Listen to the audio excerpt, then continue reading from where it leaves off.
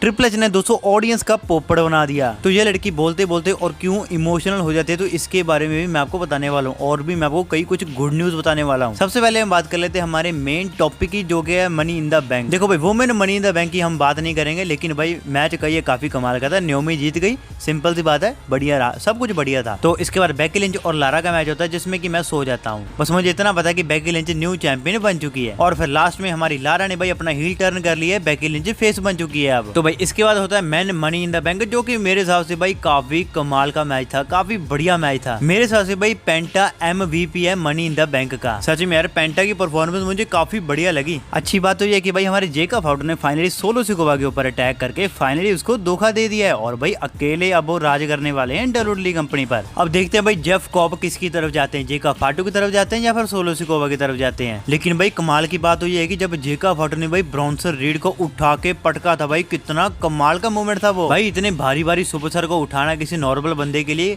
Impossible है। इसके बाद दोस्तों मैच के लास्ट में दोस्तों हमारे Seth Rollins finally money in the bank जीत चुके हैं। मेरे हिसाब से तो भाई सोलो सिकोवा जीतेंगे, लेकिन भाई सेथ रॉलिंस जीत चुके हैं। मुझे भाई 2 से 3 मोमेंट में लगा कि रोमन से अब आया, भाई रोमन आया ही नहीं, लेकिन जो हुआ अच्छा हुआ मेरे हिसाब से। इसके बाद भाई डोमिनिक मिस्टीरियो और एक पता नहीं कौन था वो सुपरस्टार, मुझे नाम नहीं याद आ रहा, अगर आपको पता है कमेंट सेक्शन में बता सकते हो, ठीक है।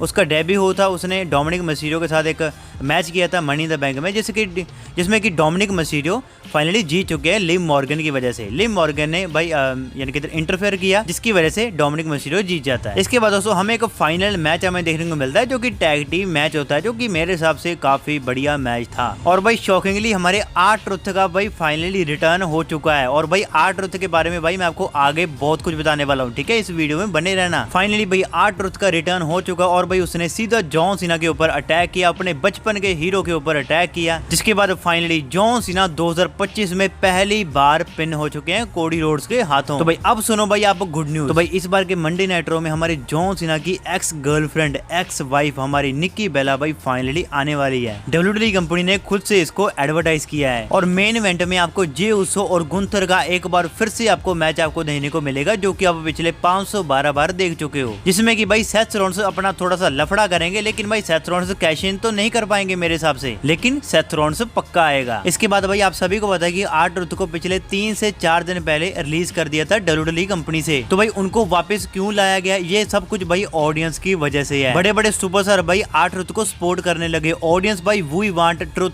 ट्रुथ ये भाई नारे लगाने लगी। ऐसा पहले कभी भी किसी सुपरस्टार के साथ नहीं हुआ है। तो जिसकी वजह से भाई ट्रिपल एच को उनको एक ईमेल के जरिए भाई कॉन्ट्रैक्ट R-Truth को भेजा, जिसकी वजह से भाई R-Truth को मनी इन द बैंक में आना पड़ा, और भाई शायद से R-Truth को अपना नया कॉन्ट्रैक्ट भी मिल चुका है। अब भाई शायद से आपको R-Truth नाम भाई नहीं सुनने को मिलेगा, आपको रॉन किलिंग नाम सुनना पड़ेगा, जो कि R-Truth का रियल नाम है। देखो भाई केसी कैली भाई बोलती बोलती इमोशनल हो गई थी R-Truth के बारे में। वो कह रही कि फाइनली ऑडियंस की वजह से R-Truth को वापस आना पड़ा, लेकिन भाई उल्टा ट्रिपल एच कह रहा है कि ये सब एक स्टोरी का पार्ट था। अब भाई देखो अंदर की बात किसी को नहीं पता कि भाई ट्रिपल एच ने ये जानबूझकर किया कि R-Truth की ये न्यूज फैला दी, फेक न्यूज फैला दी कि R-Truth को रिलीज कर दिया गया है, ये भाई अब किसी को नहीं पता। लेकिन हाँ इस बात की मुझे बहुत खुशी है कि हमारे R-Truth फाइनली वापस आ चुके हैं, उनकी सारी की सारी मर्चेंडाइज वापस आ चुकी है। इसके बाद दोस्तों स्टेफनी की बात करें तो भाई स्टेफनी पिछले 24 घंटों में 3 बार रेसल कर चुकी हैं, एक बार स्मैकडाउन में, फिर वर्ल्ड कोलाइड में, फिर उसके बाद मनी इन द बैंक में, है ना कमाल की बात। इसके बाद भाई प्रेस कॉन्फ्रेंस में हमारी भाई न्योमी इमोशनल हो गई थी बिग ई के सामने, वो भाई रोने लग गई थी। तो फिर न्योमी ने अपनी स्टोरी बताई कि मैं कैसे WWE कंपनी में आई, मैं कैसे चैंपियन बनी, मैंने कैसे मनी इन द बैंक जीता, ये सब कुछ बताया। तो दोस्तों आपको ये मनी इन द बैंक कैसा लगा, या आप मुझे कमेंट सेक्शन में अपनी राय दे सकते हो।